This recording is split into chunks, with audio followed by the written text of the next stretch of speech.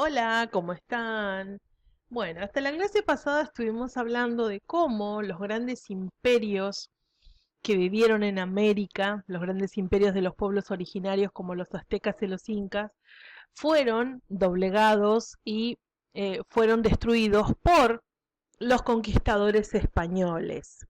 Habíamos hablado de que las tres cuestiones que permitieron que fuese posible la conquista fue precisamente el uso de armas de fuego de los españoles, los engaños a los que de los que fueron víctimas también los habitantes de los pueblos originarios. Los españoles eran más audaces y los convencieron de muchas cosas. Primero porque los habitantes de los pueblos originarios pensaban de que como se vestían distintos, usaban armas de fuego, tenían otro tipo de armamentos, eran dioses, hasta que se dieron cuenta que no era así, pero lamentablemente ya fue tarde. Y por último, hubieron algunas alianzas que aztecas e incas hicieron y que, bueno, como ellos sometían a pueblos más débiles, estos pueblos débiles en su momento les jugaron en contra.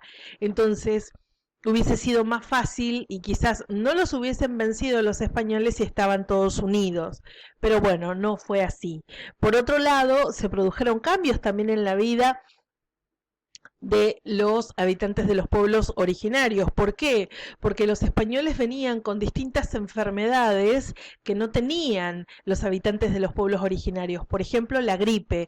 La gripe, que para nosotros es algo común y es algo que no era tan, pero tan, no es tan malo. Para los habitantes de los pueblos originarios en ese tiempo, en el año 1500, era una enfermedad totalmente nueva y mató a muchísimos, pero muchísimos aborígenes, lamentablemente. Esas fueron algunas de las cuestiones que terminaron con el doblegamiento de los pueblos originarios. ¿Qué pasó? Una vez que doblegaron a gran parte de los pueblos originarios, tenían que organizar el terreno, lo que habían ganado, porque antes, cuando los españoles o los conquistadores, mejor dicho, porque también eran de otras latitudes, llegaban a un lugar, se establecían en ese lugar y consideraban que ese era territorio de el pueblo que los conquistó. Entonces, los españoles, al haber doblegado a los pueblos originarios, se adueñaban de sus territorios. Pero estos territorios eran muy extensos, eran muy grandes, entonces tenían que empezar a fundar distintas ciudades. Ahora vamos a hablar particularmente de la fundación de ciudades en el territorio de la República Argentina. Los españoles también llegaron a estos territorios y también doblegaron, no a todos los pueblos, porque algunos de los pueblos, como por ejemplo los calchaquíes y los querandíes, lucharon muchísimo por siglos y no fue muy fácil dominarlos. Pero la gran mayoría de los pueblos, si ustedes recuerdan, todos los pueblos que habíamos estudiado, fueron doblegados fácilmente y los españoles se adueñaban de esos territorios y los obligaban a trabajar a los habitantes de los pueblos originarios. Vamos a ver cómo fue todo esto. Los reyes, que ahora eran dueños de territorios totalmente nuevos y desconocidos, para poder controlar y gobernar estos territorios, tenían que establecer ciudades, es decir, centros de dominación en donde pudiesen dominar a los aborígenes, a los indígenas. Por eso, una de las obligaciones que tenían los conquistadores era fundar precisamente una ciudad. Y para poder fundar una ciudad había que tener en cuenta ciertas características o ciertas condiciones para poder llevar a cabo la fundación. ¿Y cuáles eran esas características? Tres, fundamentalmente tres. ¿Cuáles eran? Primero, que tenían que estar cerca de un río. ¿Por qué? Precisamente para poder tener acceso al agua. Y otra cosa muy importante era para que este lugar pudiese funcionar como un puerto. ¿Qué quiere decir? Que a este lugar pudiese llegar, por ejemplo, un navío o una nave que viniese de Europa, por ejemplo. Otra cosa que se tenía que tener en cuenta era que el lugar estuviese cerca de un lugar donde se pudiera conseguir alimentos y madera. Alimentos para poder alimentarse, obviamente, y madera para poder fundar la ciudad, para poder construir las casas y los fuertes, que eran muy, muy importantes. Otra característica que tenía que tener era que el terreno tenía que ser alto, es decir, no se podía fundar una ciudad en cualquier lugar, tenía que ser un terreno alto. ¿Para qué? Para estar protegidos de las inundaciones por un lado y de los ataques de animales salvajes y de los grupos de indígenas que se resistían, porque no le fue tan fácil a los españoles, en el caso de nuestro país, luchar como por ejemplo contra los carandíes. Muy bien. Una vez que encontraban un lugar que cumpliera con todas estas condiciones, los conquistadores realizaban una ceremonia de fundación de la ciudad. ¿Qué quería decir esto? Que el fundador tomaba posesión del lugar en nombre del rey de España. Y ahí se plantaba un tronco de un árbol como signo de la justicia. A ese tronco del árbol se lo llamaba precisamente picota. Se ponía como era un tronco fundacional. A partir de ese tronco se establecía el centro o la plaza mayor. Es decir, ya se establecían las bases para que esa ciudad fuese fundada. Después se indicaba dónde se iban a construir los edificios más importantes o las construcciones más importantes y se repartían las tierras entre los primeros pobladores que construyeran una vivienda. Fíjense, se adueñaban de las tierras de los aborígenes, lamentablemente. Muy bien. De esta manera se fundaba una ciudad. Ahora vamos a hablar de nuestra Buenos Aires, ¿sí? Vamos a hablar de cómo se fundó Buenos Aires y de cuál fue el proceso, porque Buenos Aires tiene una característica, fue fundada 2 veces y con una diferencia de años bastante importante. ¿Por qué? Precisamente por la hostilidad de los pueblos originarios. Ellos estaban muy pero muy enojados porque se habían adueñado de sus territorios, lamentablemente. La primera fundación de Buenos Aires la hizo una persona que se llamó Pedro de Mendoza. Pedro de Mendoza construyó la ciudad, edificó la primera fundación de Buenos Aires en el año 1536.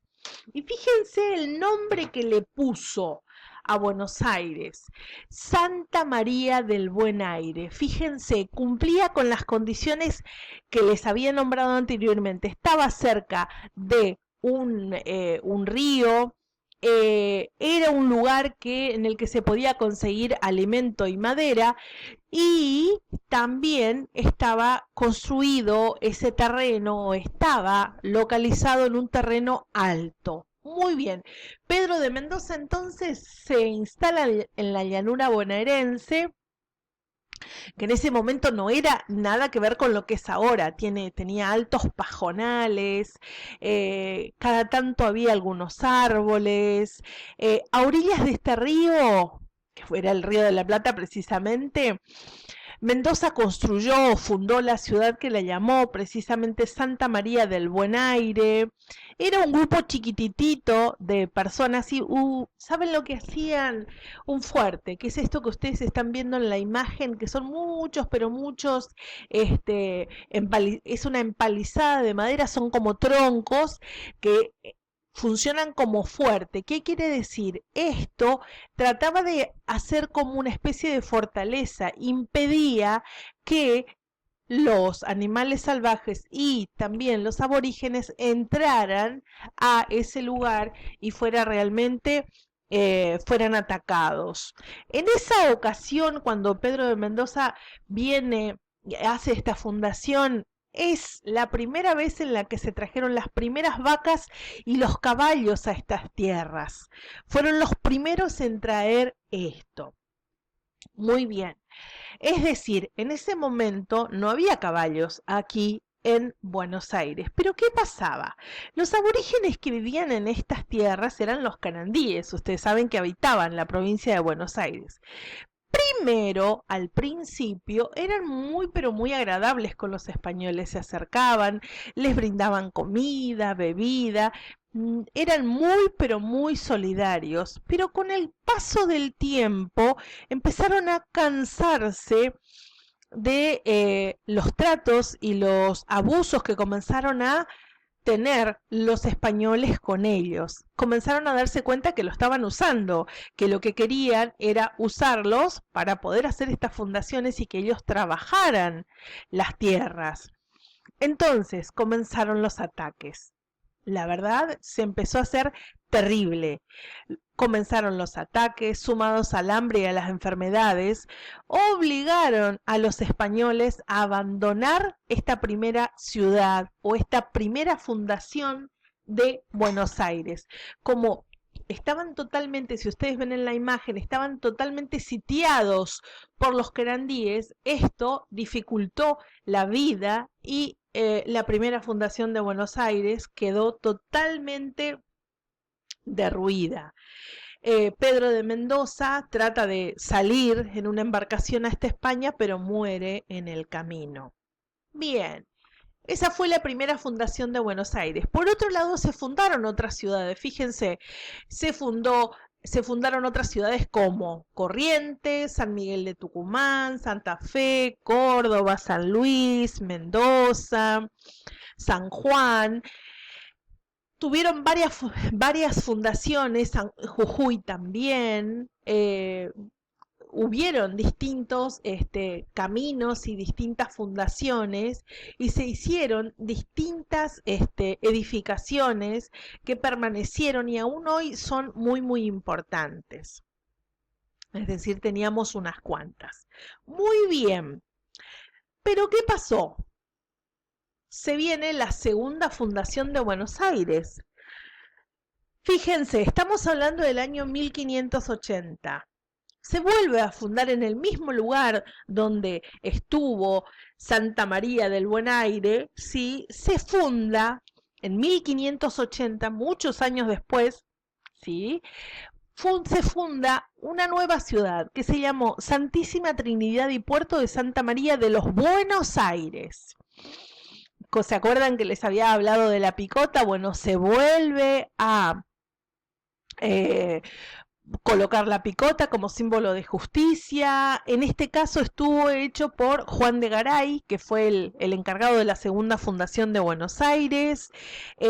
Una vez que coloca la picota, ¿sí? Lo que se hace es, bueno, se fundaba la ciudad en nombre del rey, se establecía una carta o un documento oficial en el que constataba la fecha y el lugar de fundación, se reservaban los lugares especiales para los que se iban a ir edificando distintas cosas, porque había que organizar todos estos territorios, se repartían los terrenos y se establecía la primera organización necesaria para que esta ciudad quedará fundada. Entonces, ¿qué tenemos? La segunda fundación de Buenos Aires en el año 1580 a cargo de Juan de Garay. Fíjense. De nuevo tenemos a los querandíes que corrían con una ventaja. ¿Cuál era la ventaja? ¿Se acuerdan que yo les había contado que en la primera fundación de Buenos Aires, en 1536, Pedro de Mendoza lo que hizo fue traer a nuestras tierras caballos y vacas? Los aborígenes no sabían utilizar los caballos, pero lo aprendieron rápidamente y lo dominaron mucho mejor que los españoles. Entonces se movilizaban de una manera increíble con los caballos, entonces podían correr rápidamente. Entonces sí o sí los españoles tenían que estar totalmente resguardados y poder establecer fortines que eran como fuertes, como fortalezas, para que los querandíes no pasaran. No solamente los querandíes fueron los pueblos que se resistieron bastante, también fueron los calchaquíes. Los calchaquíes estaban en la zona de Tucumán. Bueno, eran